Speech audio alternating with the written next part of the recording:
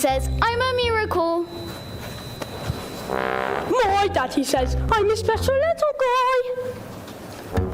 I am a princess, and so I am a prince. Mom says I'm an angel sent down from the sky. My daddy says I'm a special little soldier. No one is as handsome, strong as me. It's true, he has always just my tendency to bulge. But I'm a little soldier. 1, 2, 4, 3. My mom says I'm a miracle. Wanna get my face and it's plain to see. Ever since the day the clock in a umbilical cord, it's been clear there's no fear for a miracle like me. My mummy says I'm her precious Berlina.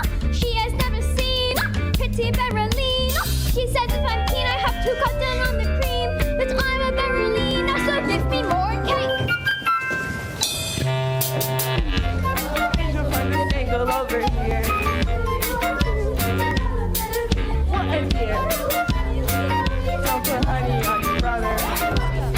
I think he's linked. Have you seen this video? It's on falling short. Delightful and insightful. She's a little brighter than her clock. Oh, she's definitely advanced.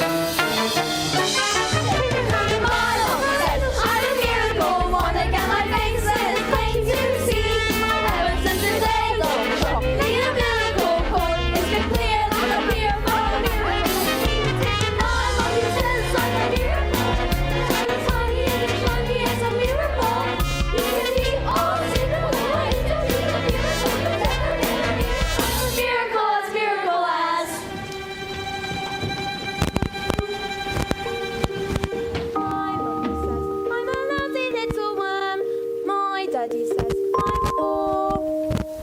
My mummy says I'm a jumped up little gem. That kids like me should be against the law. My daddy says I should learn to shut my pie hole. No one likes a smart mouth girl like me. Mom says I'm a good case for population control. Dad says I should watch more TV. Yes, sir. That's right, sir. 155 brand new luxury cars, sir.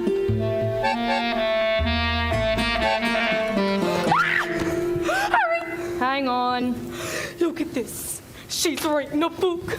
That's not normal for a 5-year-old. I think she might be an idiot. Listen to this.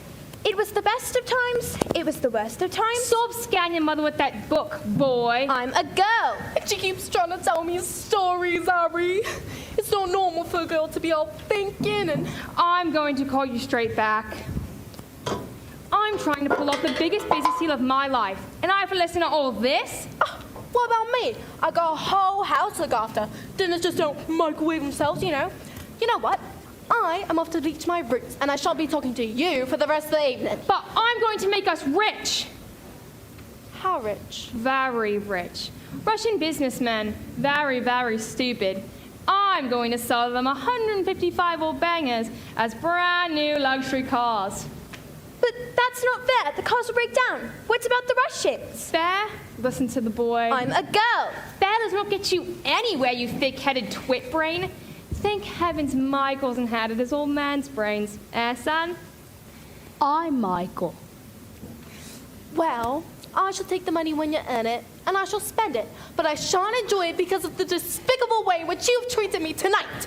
This is all your fault with your stupid books and your stupid reading. But that's not right. You're off to school in a few days, and I know your headmistress, Agatha Trunchbull. I've told all about you. Scary woman she is. Used to compete in the Olympics, the mama. Imagine what she's going to do to a horrible little goblin like you, boy. I'm a girl. Now, get off to bed, you little bookworm.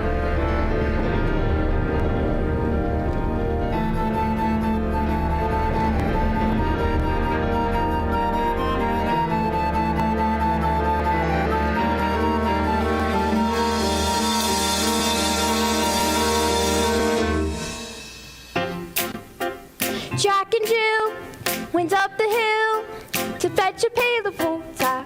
So they say the subsequent fall was inevitable. They never stood a chance, they were written that way. I wonder why they didn't just change their story. We're told we have to do what we are told, but surely sometimes you have to be a little bit naughty. Just because you find that life's not fair, it doesn't mean that you just have to grin and bear it. If you always take it from the chin and wear it, nothing will change. Even if you're little, you can do a lot. You mustn't let a little thing like little stop you. If you sit around and let them get on top of you, might as well be saying you think that it's okay, and that's not right. And if it's not right, you have to put it right. But nobody else is gonna put it right for me. Nobody but me is gonna change my story. Sometimes you have to be a little bit naughty.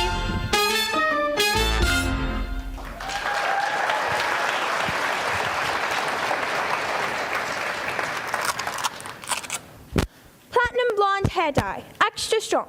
Keep out of reach of children. Oil of violets hair tonic for men. Yup.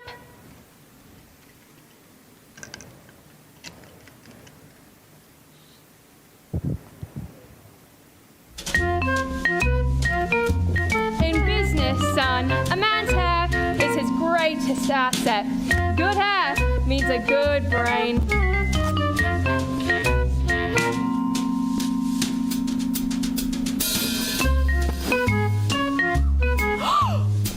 Your hair, it's green. My hair's green. Now, why on earth did you do that? Maybe you used some of Mummy's peroxide by mistake? That's exactly what you've done, you stupid man. My hair, my lovely hair. I've got my deal tomorrow. The Russians. What am I going to do?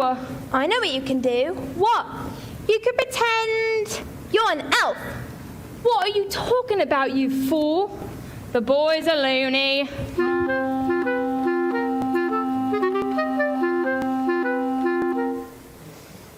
Mum, would you like to hear a story? Don't be disgusting. The sooner you're locked up in school, the better.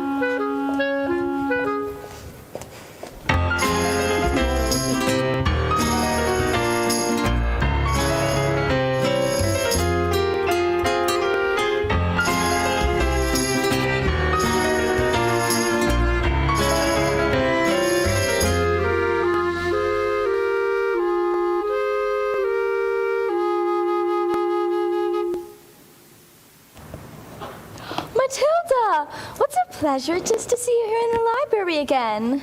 Yes, I mean, my mum wanted me to stay at home with her, but I think it's good for grown-ups to have their own space. Your parents must be proud to have a girl as clever as you. And do you tell them stories like you tell me? Oh, I love your stories, Matilda. There's a hint, by the way. Once upon a time, the two greatest circus performers in the world, an escapologist and an acrobat, fell in love and got married.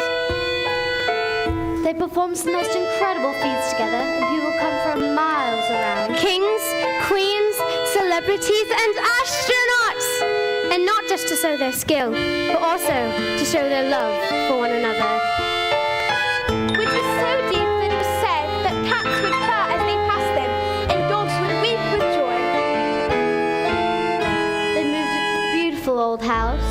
And although they loved each other, they were sad.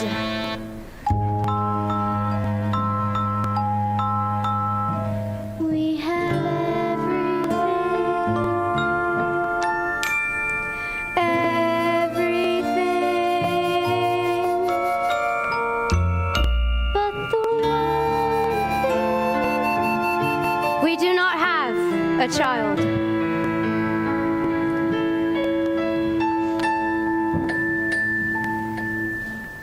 Their sadness overwhelmed them, and their work became the only place they could escape the tragedy of their lives. So, they decided to perform the most dangerous feat ever known to man.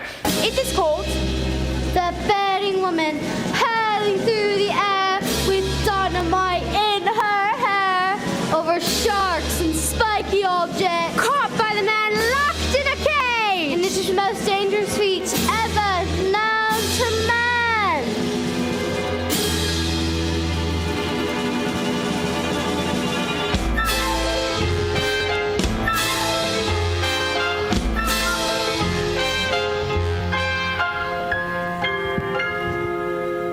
It is our destiny. Well, what happens next? I don't know yet. Bye, Mrs. Phelps. I'll see you tomorrow. After your first day of school.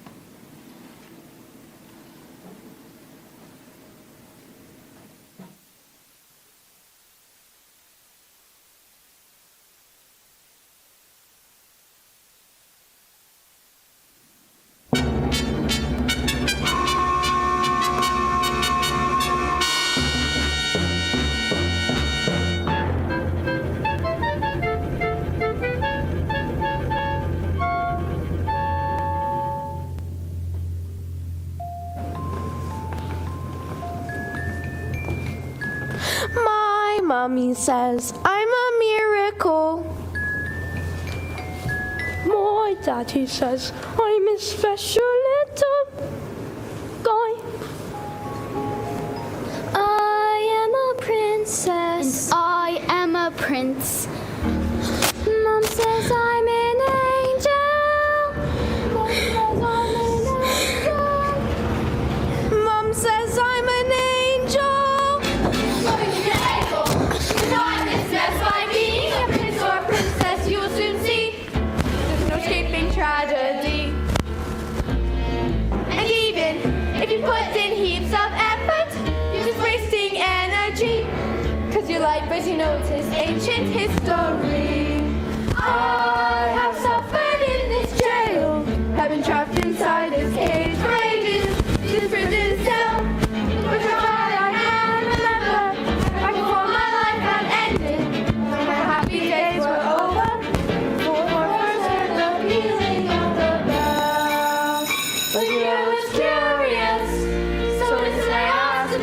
Questions, but unless you want to suffer, listen up and I'll teach you. I'll fix it. You listen here, my dear, you'll be punished so severely. If you step out of line, if you cry, will you stop me to stay out of trouble? And remember to be extremely careful. Why? Didn't you hear what he said? Just you wait for phys ed. What's phys ed? Physical education. It's Trunchbull's speciality. My mommy says I'm a miracle. That I'll be the teacher's pet.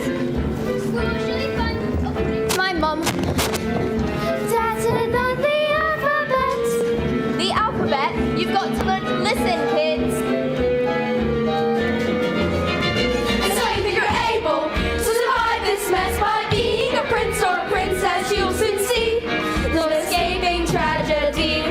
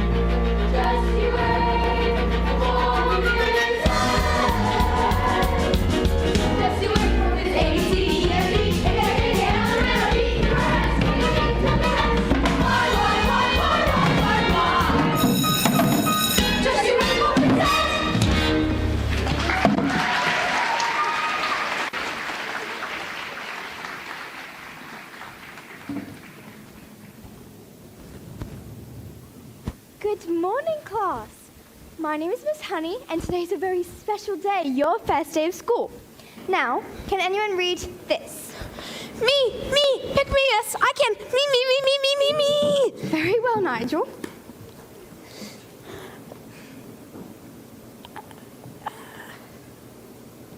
Yes, I think we'd better leave it there, Nigel. We don't want you to burst a blood vessel on your first day.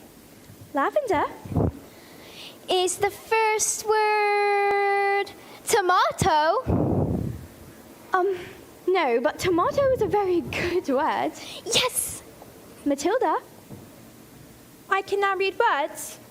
So, Matilda, you can read words. Well, yes, I needed to learn to read words so that I could read sentences. Because basically, a sentence is just a bunch of words. And if you can't read sentences, you've got no chance with books. And have you read any books yourself? More than one. I love books. Last week I read quite a few. A few? What books did you read? Nicholas Nickleby, Oliver Twist, Jane Eyre, The Lord of the Rings, Crime and Punishment, and The Cat in the Hat.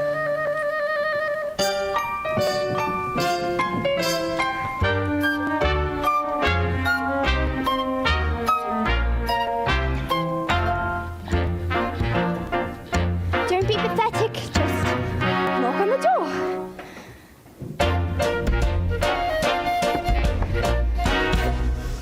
Enter. Well, don't just stand there like a wet tissue. Get on with it. Oh, Miss Trenchbull, in my class is a little girl called Matilda Wormwood. Daughter of Mr. Harry Wormwood owns Wormwood Motors. Excellent man. Told me watch out for the brat, though. Says she's a Oh, no, headmistress, I don't think Matilda's that kind of child at all. What is the school motto, Miss Honey? Bambinatum est magitum. Bambinatum est magitum. Children are maggots.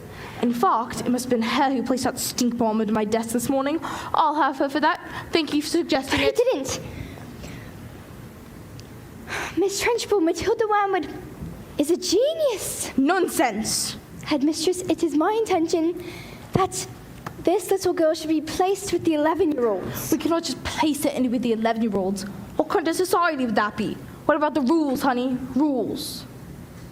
I believe that Matilda Wormwood is an exception to the rules. An exception to the rules in my school. Look at these trophies, see how my trophies gleam in the sunlight, see how they shine. What do you think took to become English hammer throwing champion 1969? Do you think in that moment when my big moment came that I treated the rules with casual disdain? No. If you want to throw the hammer for your country, you have to stay inside the circle all the time. And if you want to make the team, you don't need happiness or self-esteem. You just need to keep your feet inside the line. Sing, children. 2, 3, 4. If you want to throw the hammer for your country,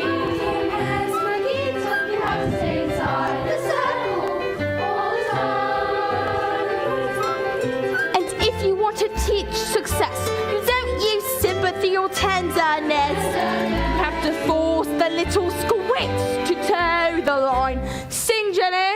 If you want to throw the hammer for your country, you have to stay inside the circle all the time. I apply just one simple rule to a hammer throwing life at school. Life's a ball, so learn to throw it. Find the badly in line and tow it, and always keep your feet inside the line. Now get out.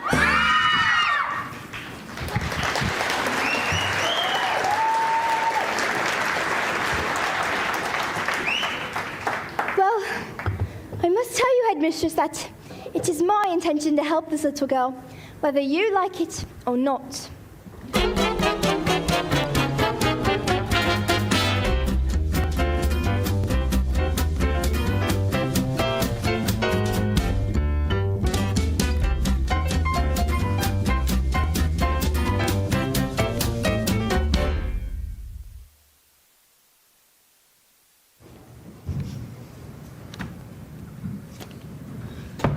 Stupid, nasty, question-asking Russians.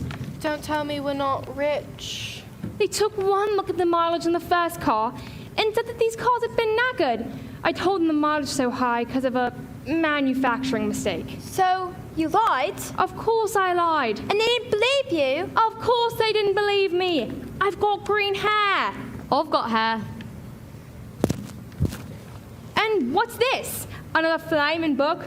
What's wrong with the telly? No, it's a lovely book. Honest, you should read it. I'm sure you'd... Here's what I think of your lovely. No, it's a library book.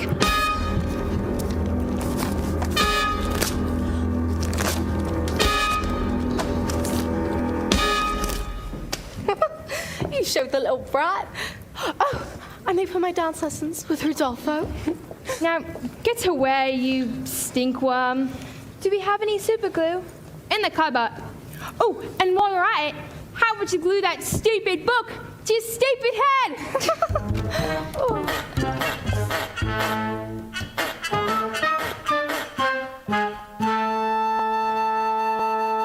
Just because you find that life's not fair, it doesn't mean that you just have to grin and bear it. If you always take it on the chin and wear it, nothing will change. Just because I find myself in this story, it doesn't mean that everything is written for me.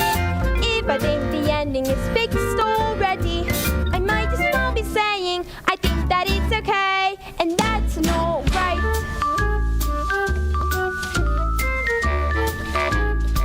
I've got my eye on you, boy. I'm a girl.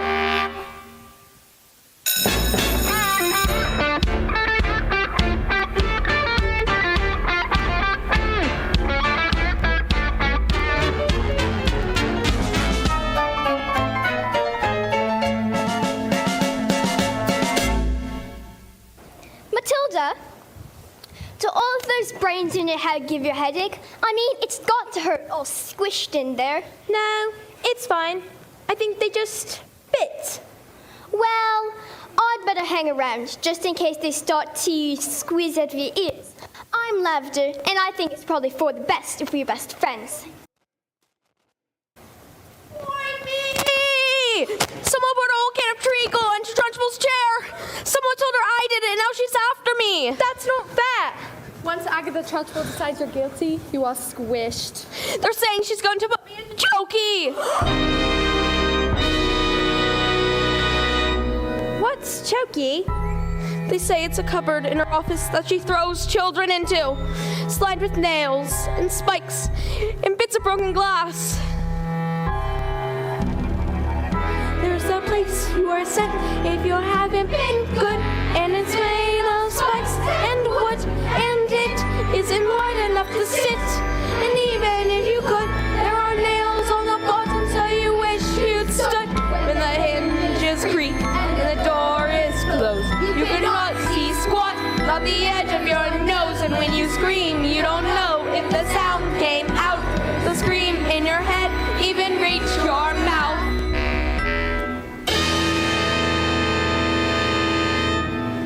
All right, when did this happen? 20 minutes ago. Why? She's coming! You'd better hide. Quick, places! Please don't tell her I am Matilda. She'll Now!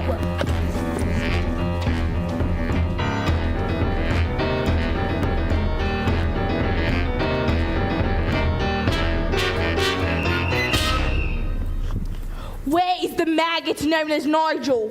He's over there under those coats. Where he's been for the last hour, actually. What? An hour? Oh, yes. Nigel suffers from the rare but chronic sleeping disorder called narcolepsy. The sufferer often falls asleep without any warning. We put him under those coats for safety, didn't we? Didn't we? Definitely. He'll probably think he's in bed when he wakes up. Is it time for school yet, Mom? Hello? What am I doing here? This isn't my bedroom at all. Oh, hello, Miss Trunchbull. Amanda Thripp. Yes, Miss Trunchbull? What have I told you about wearing pigtails? I hate pigtails. But my mummy says me. Then your mother is a twit!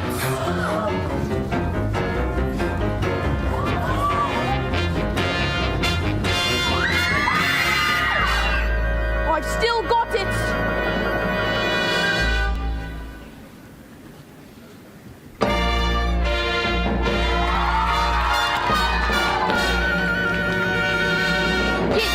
What's your name? Matilda Wormwood. Well, Wormwood, you've just made a very big mistake.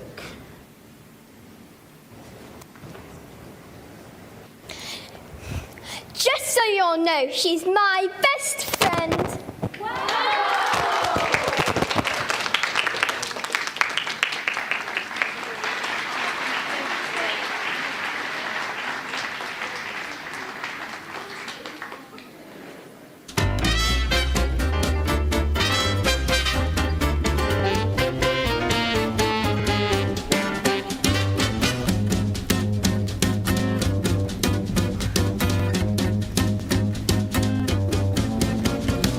Yes, sir. Completely different cause, sir. Green hair? Oh, it was, National Green Hair Day. To celebrate all the wonderful green things in the world, like lettuce and snot. Tomorrow one? Absolutely. Thank you, sir. Bye-bye, sir. And that's how you do Oh, come on. I'm going to leave this on. It looks like rain.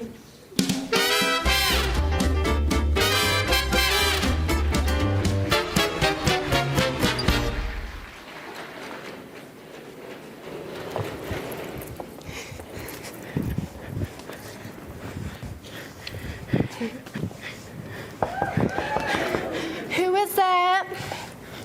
It's Miss Honey, Matilda's teacher. Bit busy right now. It will only take a moment. Fine. Come in if you must. This is Rodolfo. He's my dance partner. We're rehearsing. Ciao. Ah, Parle Italiano. Bene. What? What? Who is this, babe? You know what interruptions do to my energy flow. What do you want, Miss Chutney? It's Miss Honey. Well, as you know, Matilda's in the bottom class, and children in the bottom class aren't really expected to read. We'll so- stop a rain then. Lord knows we've tried. I'm in the zone, doll. I can feel it in my hips. Don't waste this. Look, I'm not in favour of girls getting all clever pants, Miss Hussey. Looks are more important than books. Now look at you. Look at me. You chose books. I chose looks. Good day.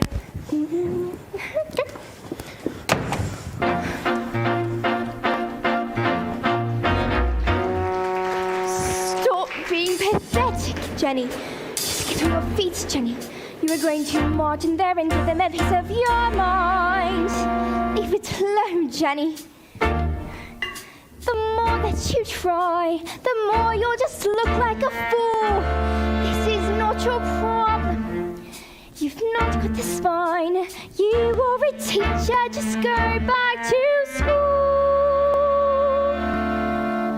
But this little girl, this miracle, she seems not to know that she's special at all. And what sort of teacher would I be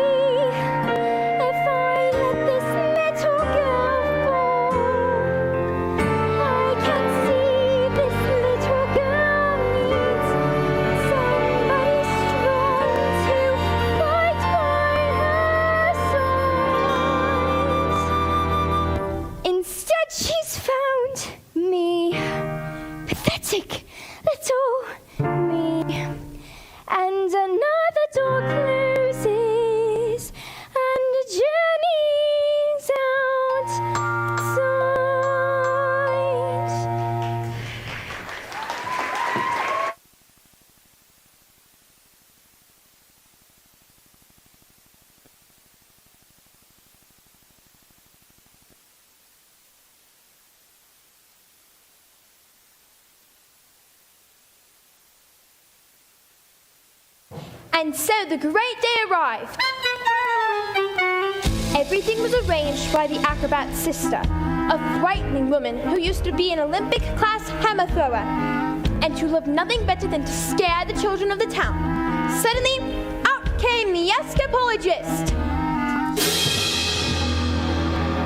Ladies and gentlemen, boys and girls, the burning woman hurling through the air with dynamite in her hair over sharks and spiky objects, caught by the men locked in a cage, has been cancelled. No! Cancelled because my wife is pregnant. So it does have a happy ending. No! Just then, the acrobat's sister stepped forward and introduced a contract. I have paid for the posters, publicity, the catering, the toilet facilities. Where is my profit? A contract is a contract. You will perform on the day after President Bell shall dead. No! What happens next? I don't know yet. I'll tell you tomorrow.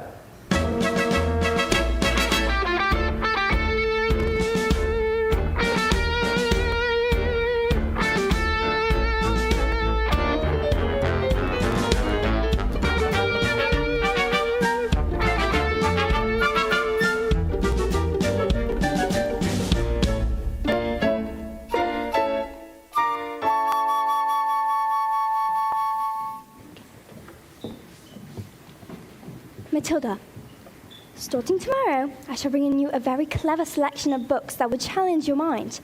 You may sit and read them while I teach the others, and if you have any questions, well, I shall do my best to answer them. How does that sound?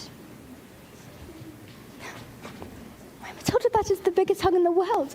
You were going to hug all the air out of me. Matilda Wormwood, where is... Yes, Miss Trunchbull? Aha! So you admit it, do you? Admit what, Miss Trunchbull? This foul carbuncle sneaked like a serpent into my kitchen and stole a slice of my private chocolate cake from my tea tray. No, I did not. Miss Trunchbull, Matilda's been here all morning. Standing up, little spitball, are you? Well, this crime took place before school even started. Therefore, she is...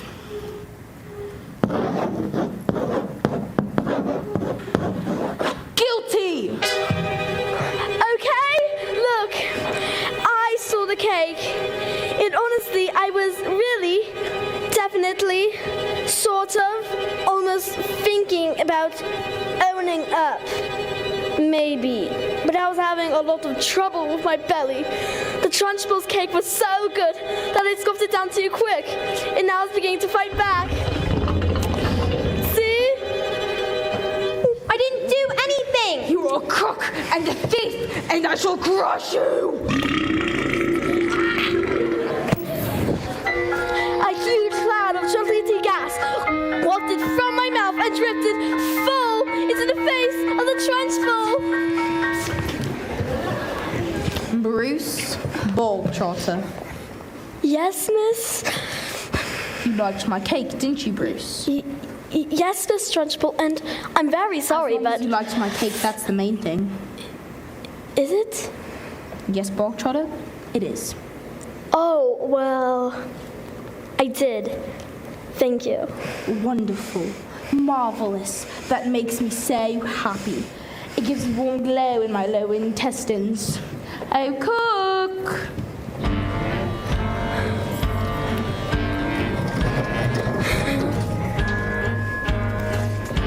What's the matter, Bogtrotter? Lost strawberry Well, pie? yes, I'm full. I will tell you when you are full. And I say that criminals like you are not full until you've eaten the entire cake. But no, but eat!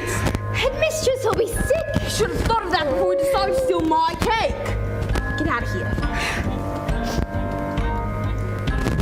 Eat. Eat. He might explode. Eat. A single slice, or even two, Bruce. Might have been nice, but even you, Bruce, have to admit, there's not a lot of difference in size. He can't, he surely can't. He might explode.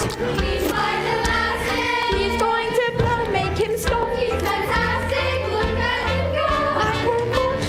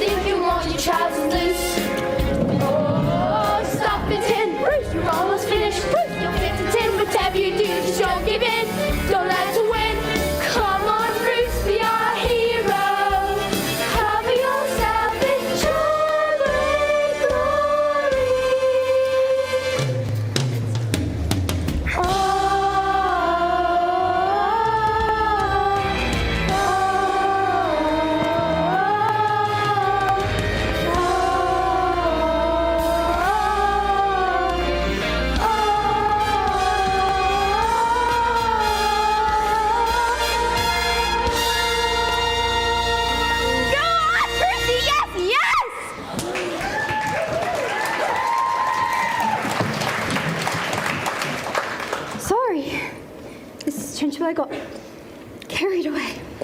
Oh, that's all right, Jenny. You'll get carried away sometimes. Even me. Well done, Bog Trotter. Good show.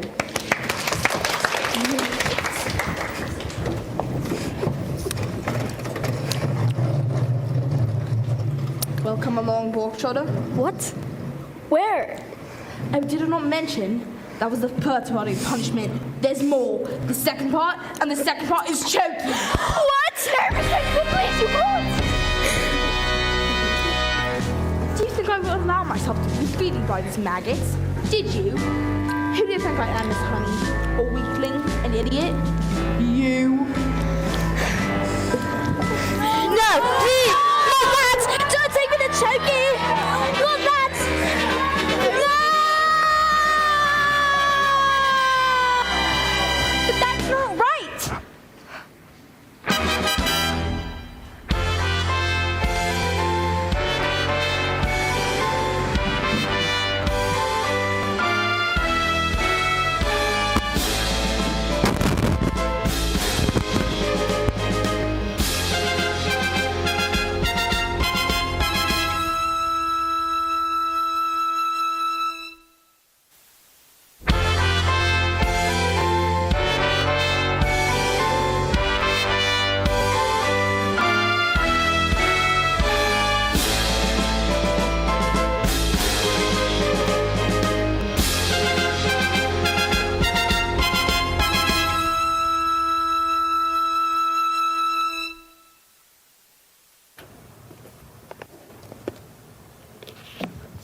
Matilda!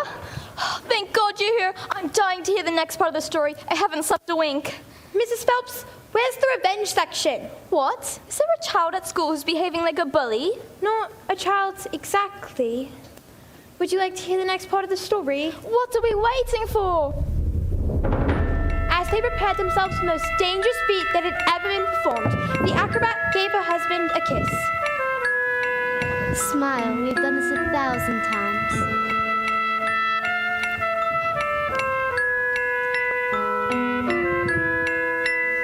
First, I escape from the cage, lean out, catch you with one hand, grab a fire extinguisher with the other, and put out the flames on your specially designed dress before they reach the dynamite and blow your head off! Sorry. Go on. The trick started well. The moment the dress was set alight, the acrobat swung into the air. She hurled over the sharp and spiky objects.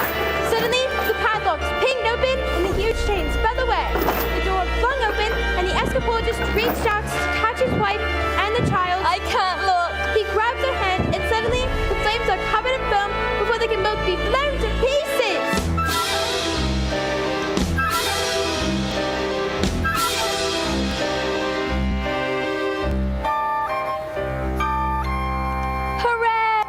So it does have a happy ending?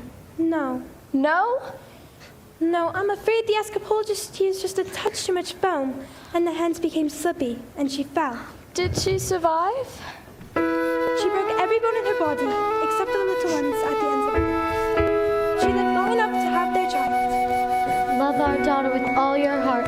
She is all we ever wanted. And then she died. And then things got worse. Worse? Matilda, they can't get worse. I'm afraid they did, because the escapologist was so kind that he never blamed the evil sister for what had happened. In fact, he asked her to move in with him to help look after their daughter. She was nothing but cruel to little girl, beating her if she ever did anything wrong, but always in secret, so that the escapologist never suspected a thing. Let's call the police. Mrs. Phelps, it's just a story. What? Oh, yes, of course. I'd better go.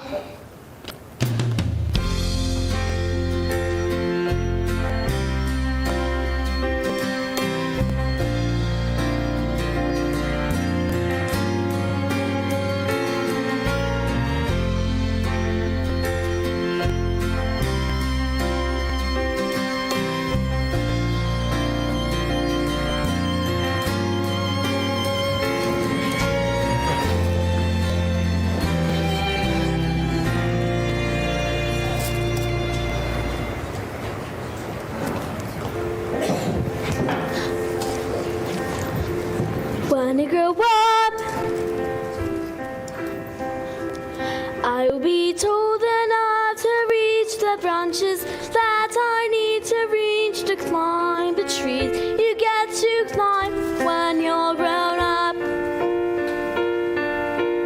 And when I grow up, I will be smart enough to answer all the questions that you need to know the answers to before you're grown up.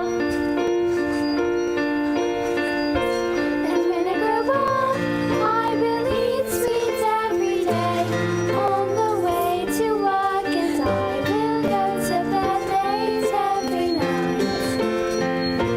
And I will wake up when the sun comes up, and I will watch cartoons until my eyes go square. And I won't care, 'cause I'll be all grown up when I grow up.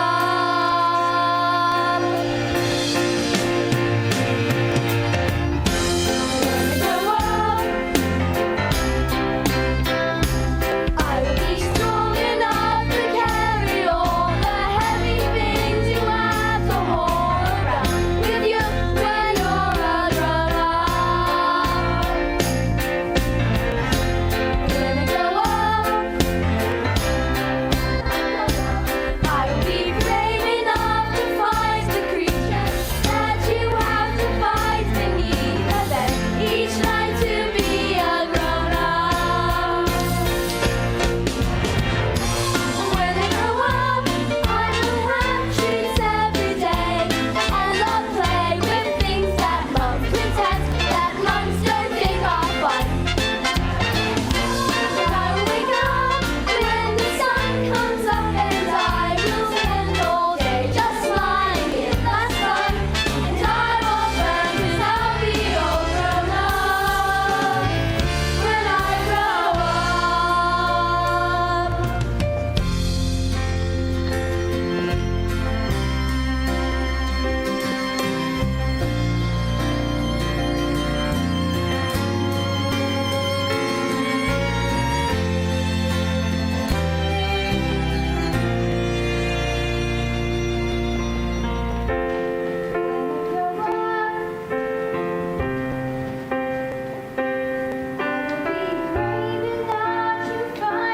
Creatures that you have to fight beneath the bed each night to be a grown up. When I grow up, Just because you find that life's not fair, it doesn't mean that you just have to grin and bear it. If you always take it on the chin and wear it, nothing will change. when I grow Just because I find myself in this story, it doesn't mean that everything is written for me. If I think the ending is fixed already, I might as well be saying I think that it's okay. And that's not right.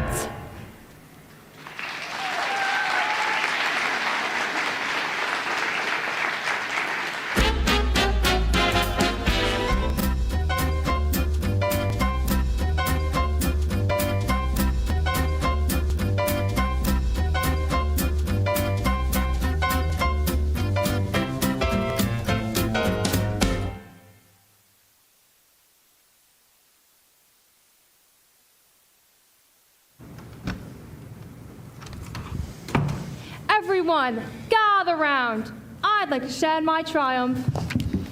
Not you, boy. I'm a girl.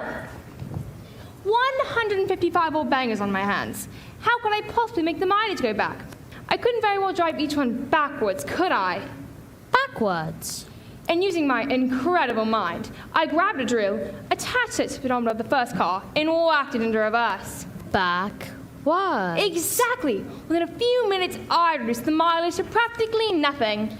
Backwards. 10 minutes later, the Russians show up. Dark glasses, expensive suits. Russians are nocturnal. I saw it on a program last night. That was a program about badges. Same thing. And did it work? Oh, fantastico! Now I'll be able to afford Rodolfo all day long. But they've trusted you, and you've cheated them. What have we done to deserve a child like you? You know what I'm going to do tomorrow? I'm going to go down to that school and tell your teacher you're never to be like him again. What? No! And if she does, I'll have her fired, and you'll never read another stinking book as long as you live, young man. I'm a girl! Now go after your room, you nasty little creep. Backwards!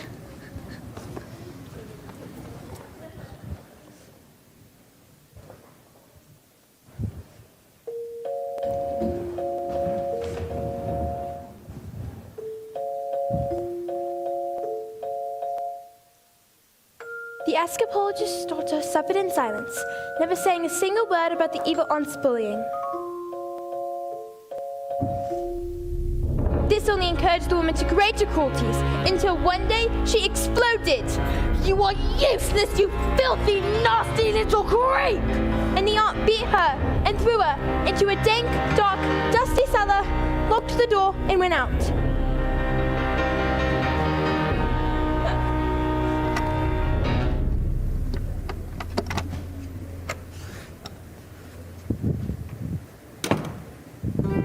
Have I been so wrapped up in the grief of my wife that I've forgotten the one thing that mattered to us most? I love you so much, and I shall spend the rest of my life making it up to you.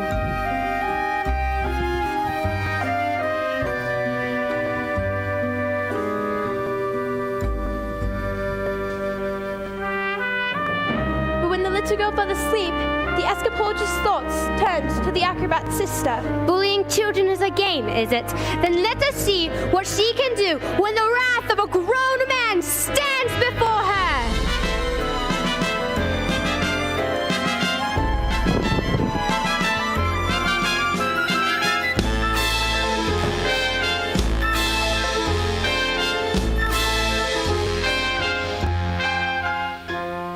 But that was the last the little girl ever saw of her father.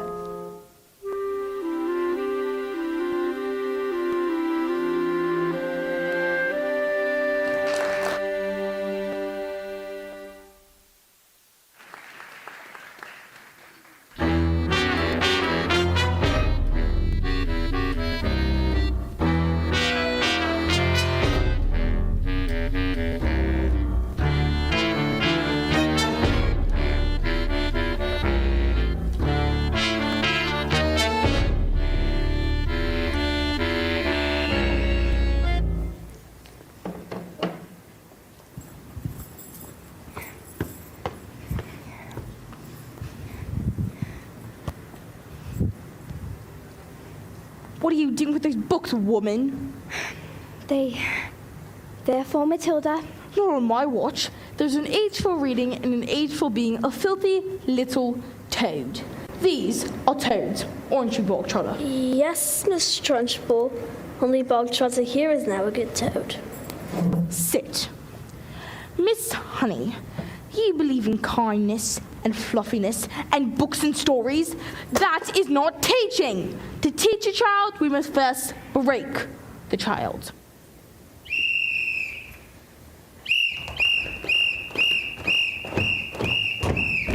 Quiet, you maggots!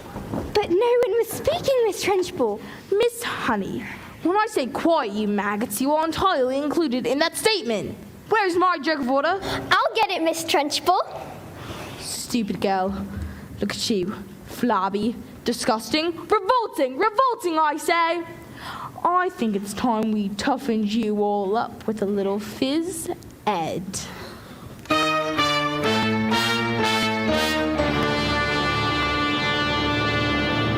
This school of late has started reeking. Quiet, maggots, when I'm speaking!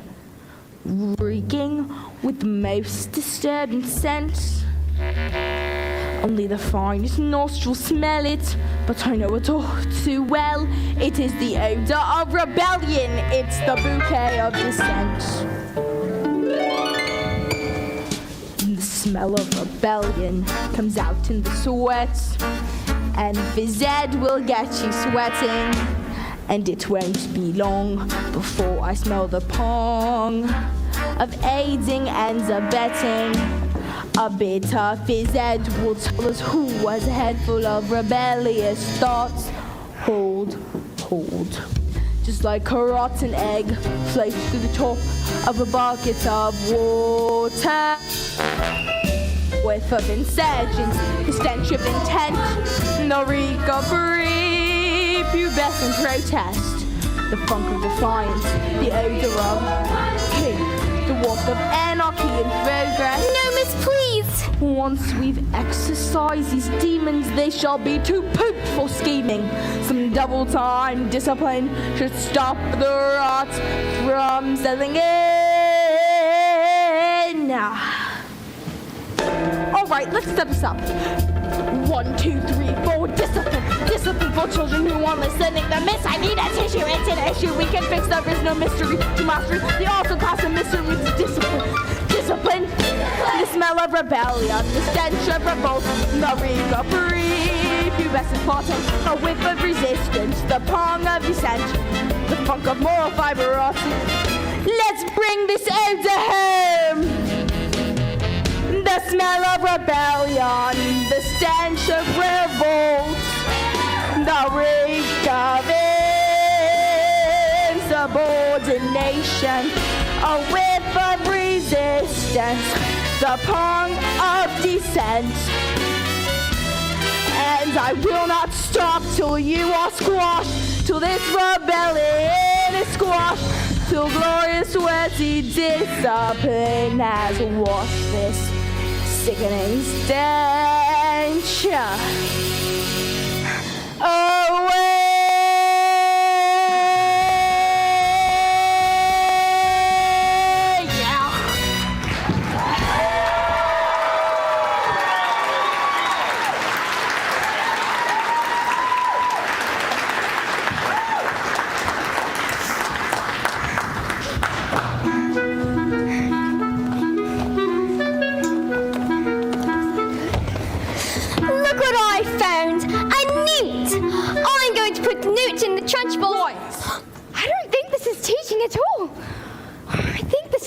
Cruelty. That's because you, Miss Honey, are weak. You are pathetic. You are, in fact, a sniveling little newt.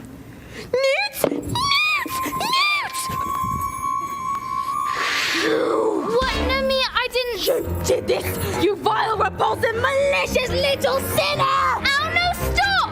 Then you big fat bully!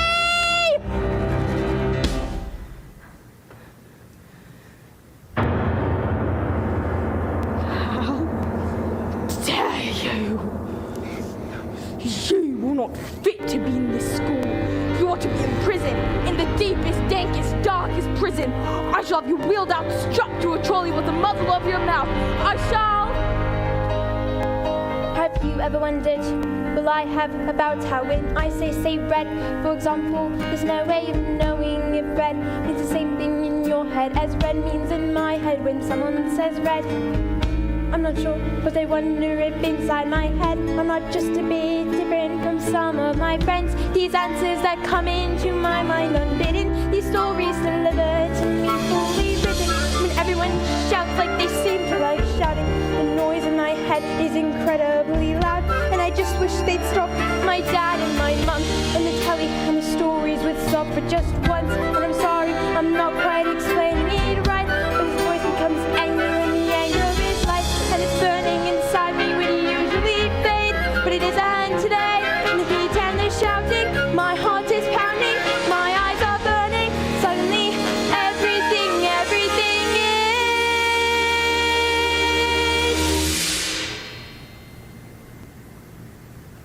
quiet,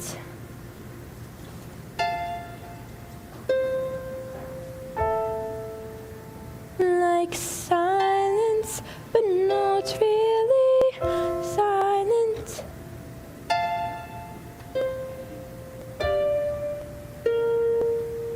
Just that still sort of quiet, like the sound of a page being turned in a book, or a pause in a walk in the woods. And the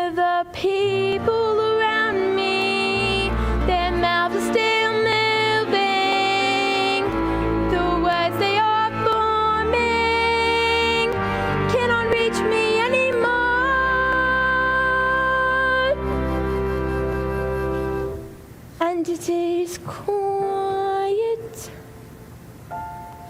and I am warm, like I've said.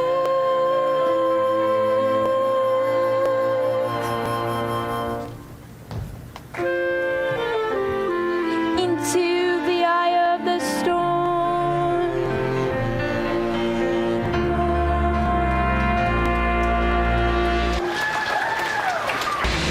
Go on, tip over, tip over. And I tell you, there is nothing that I shall not do. No length to which I shall not go. No punishment I shall not. What is it? The newts. I've got a newt in my knickers. I've got a newt in my knickers. Oh, I've got a newt in my knickers.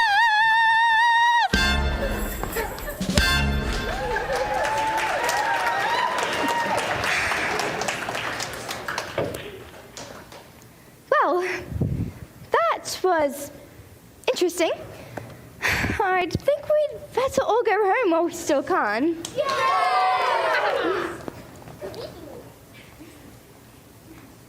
Matilda? Watch.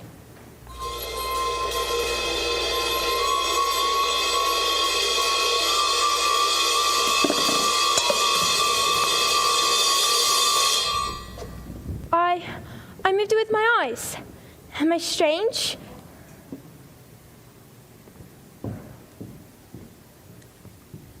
Would you fancy a cup of tea? So, what do you think it is, this thing with my eyes? I cannot say that I know, Matilda, but I don't think we should be frightened of it. I think it has something to do with that incredible mind of yours. You mean there's no room in my head for my brains, so they have to squish out through my eyes? Well, not exactly, but yes, something like that. You certainly are a special girl, Matilda. I met your mother. She's unusual. What about your father? Is he as proud to have a daughter as clever as you? Oh, yes. He's always saying, Matilda, I'm so proud to have a daughter as clever as. That's not true, Miss Honey.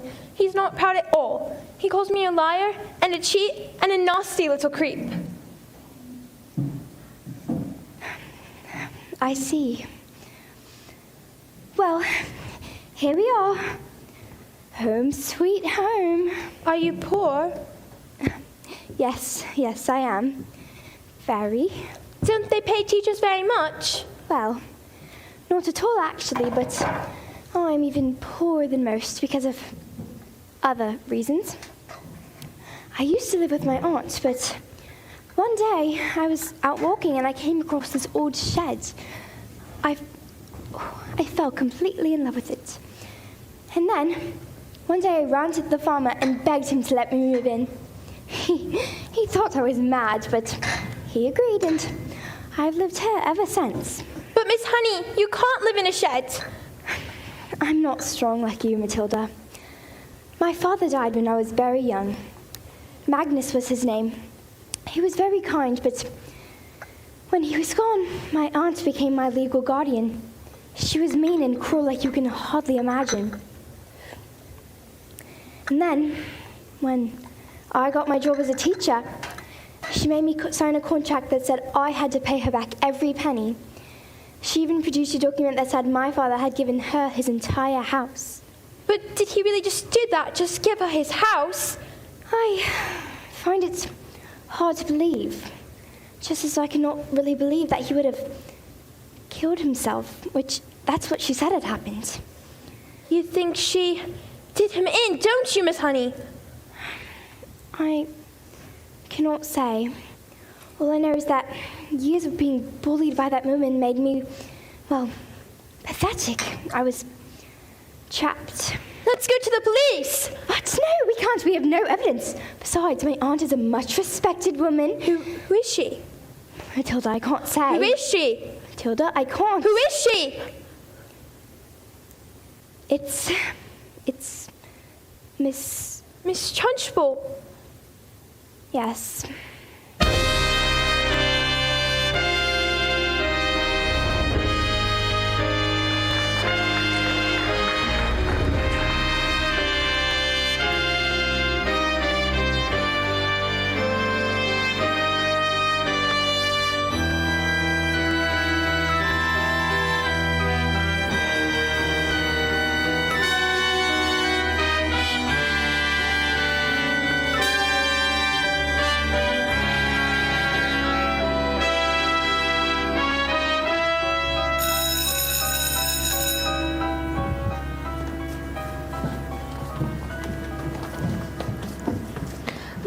class is going to have a very special spelling test. Any child who gets one single answer wrong shall go to Choky. What are you looking at? You. You. Spell neat. Newt. N-E-W-T.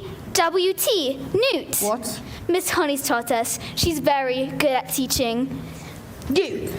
Stand up, turn around, and spell the one thing that you all are. Revolting. Revolting. R-E-V-O-L-T-I-N-G. You're cheating! I've taught them. That's all, with kindness and patience and respect. How dare you bring those words into my classroom, madam? You know nothing of teaching, and I shall prove it. You. Spell Armchilica many receptor columnosis. But that's not a word, you just made it up. Spell or go to Choky. And I shall warn you, it has silent letters.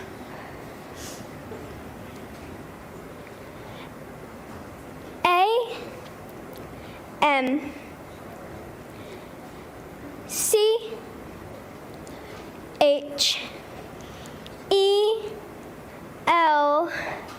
Oh dear.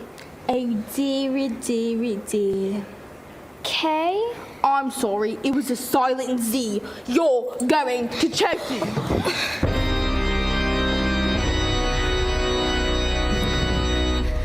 Cat. C-A-F.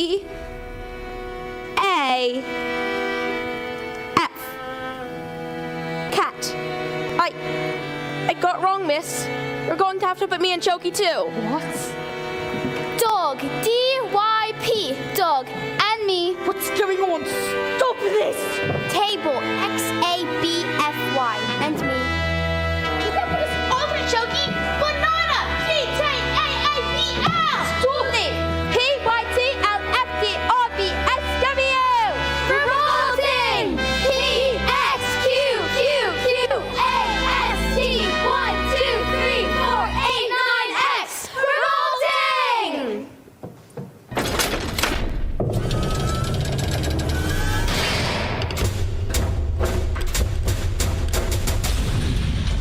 Can't put us all in Choky, miss. You have to put me in Choky too. Come on now, maggots. Did you really think I haven't thought of that already? I've got Chokys for each and every one of you. Look! There's writing! On the chalkboard! Agatha. This is Magnus. It can't be.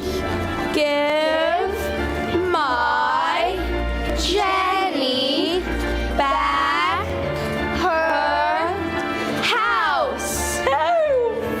Then leave. Can't be, Magnus. It can't be. Or I will get you. Like you got me. No, it's not me, Magnus. It can't be. Run! Run!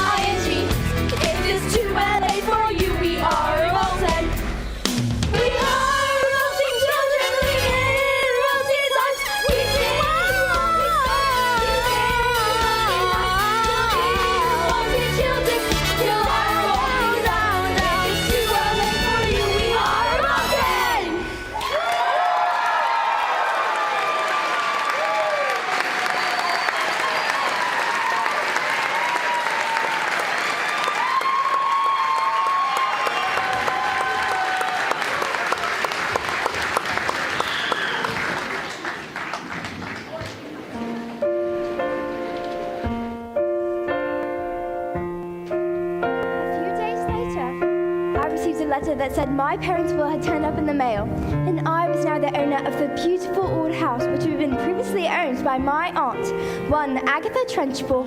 Who was never seen again. The turkeys were immediately destroyed, and a new headmistress took over. And her name was Miss Honey, and it was often said that it was the best school in all the land. Matilda was never again able to move things with her eyes. She said it was because she no longer had a need to, but she was still stuck at home with parents who were mean and cruel and called her names.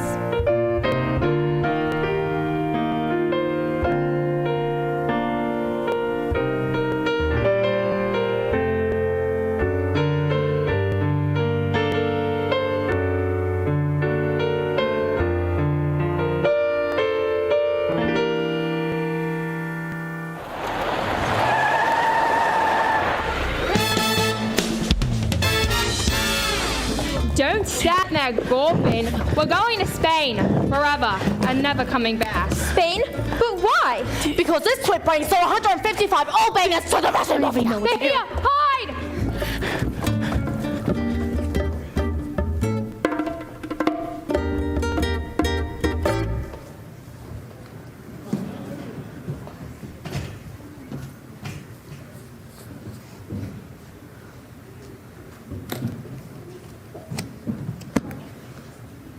That is your father.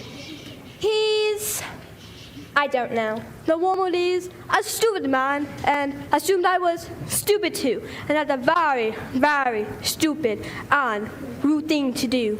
Yes, but I'm afraid my father is quite rude and very, very stupid. You seem smart. Sadly, in my line of work, I don't often get to meet smart people like you. Most of the people I deal with, they're thinking so backwards. Backwards!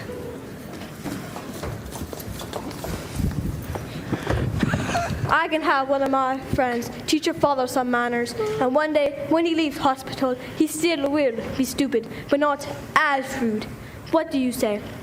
This is a very tempting offer, but I think I've had enough of revenge. Your father is very, very lucky to have you as his daughter.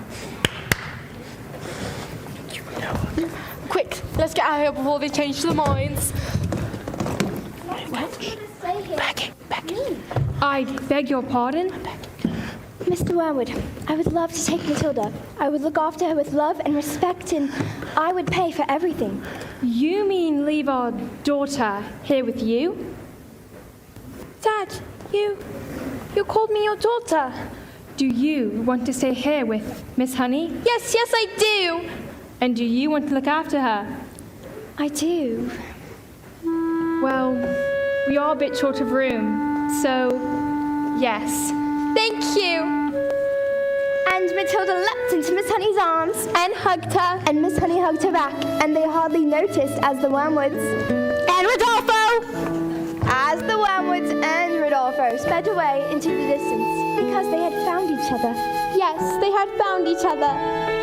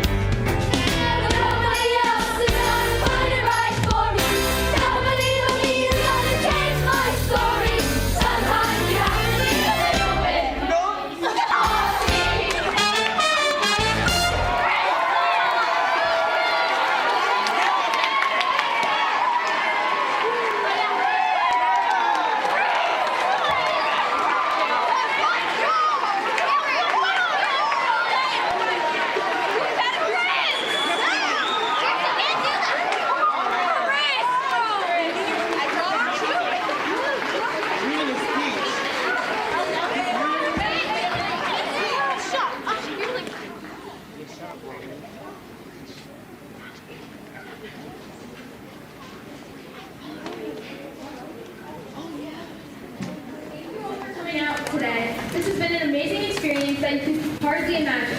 All of us 8th graders are super sad to be leaving this year after our wonderful 3-year theater experience here. The time and dedication these directors and other staff have put into this production and past production has been truly amazing.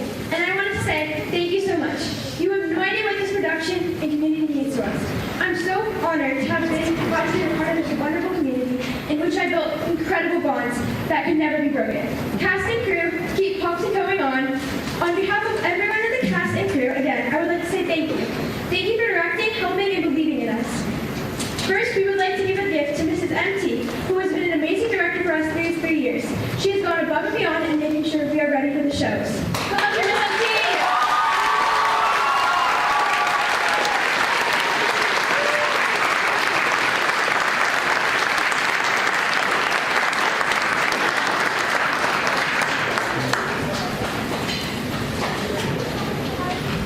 I want to say thank you to all the adults, cast, and crew for making these 3 years such an incredible experience. Thank you, Ms. Trewick, for being so hardworking and amazing director, and Ms. Lane for being an incredible singer and guiding us through this journey. And Ms. Puderball is an amazing choreographer, and we don't know what the show would do without you. The dancers tie the whole show together. Thank you so much. Ms. Puderball, come on up.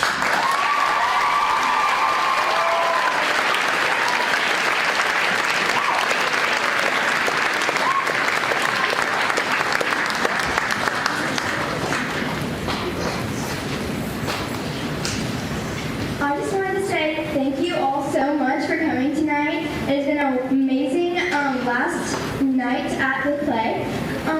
First, I just want to thank Miss Lane, who's really worked with me a lot on my song this year and worked with all of us and tried to make room for every one of us. She really connects with every person in this play and makes someone feel so special. Miss Trewick, you are just like the sweetest person ever. You're so creative, and I don't know what this play would be without you.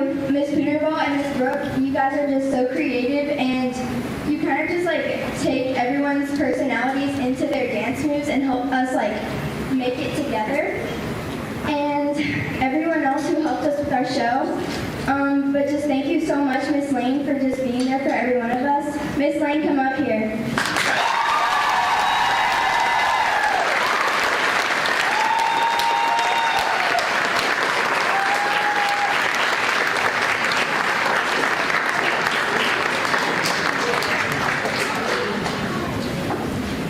First, we would like to say thank you all for coming to today's show, but we would like to thank all the directors for making this happen and everyone that is involved in it, especially Ms. Hall. She's always there to help us backstage when we need her, and she really helped pull the show together. Oh, and this has been an incredibly great 3 years of doing the show, and I would like to say thank you to all the directors for making it happen.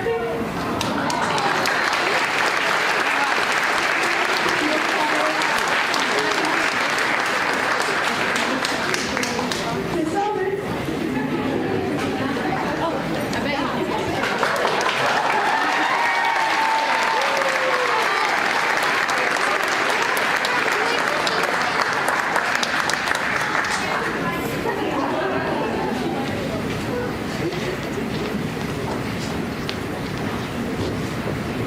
First off, I would like to say that being in this show is just an amazing experience for basically everyone involved. And I didn't really write a script, but I would like to give special thanks to Ms. Brooke, our assistant choreographer, I forgot, but I would like to thank you, Ms. Brooke, for making our experiences in dance and just the overall play so wonderful, fantastic.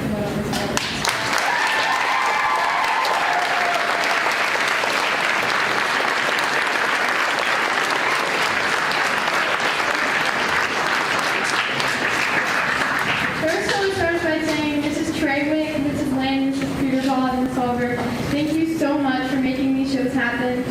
These productions have been such a big part of my middle school experience, 6th, 7th, and 8th grade, and I love you guys so much. But of course, we couldn't have done the show without our amazing costume. So Mrs. Kelsey, come up here.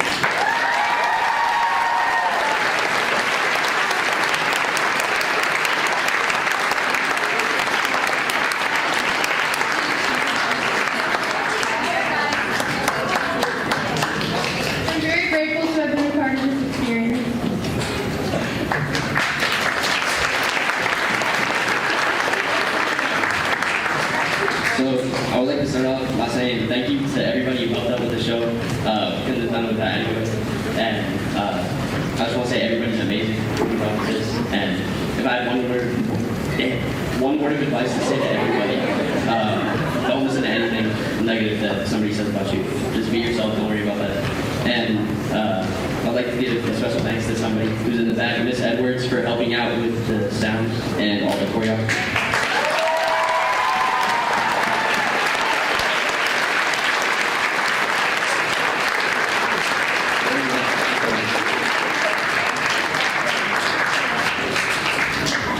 So everyone in this play, the cast and the crew, we've all been working for months and it has definitely paid off. I'm so proud and so grateful of every single one of you guys. And this show really wouldn't have been possible without all of the talents that people have. And one of the most very talented people in this play is Mr. Kelpie, the man behind all of the set pieces and props this year. So Mr. Kelpie, can you please come to the stage?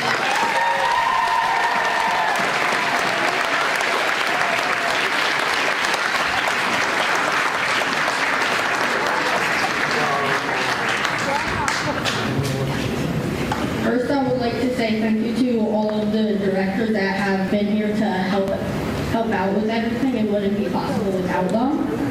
And then next, first we would like to say thank you for everything you have done for the tech team. You have done a lot, and it would not be possible without you. Thank you. Please come on up.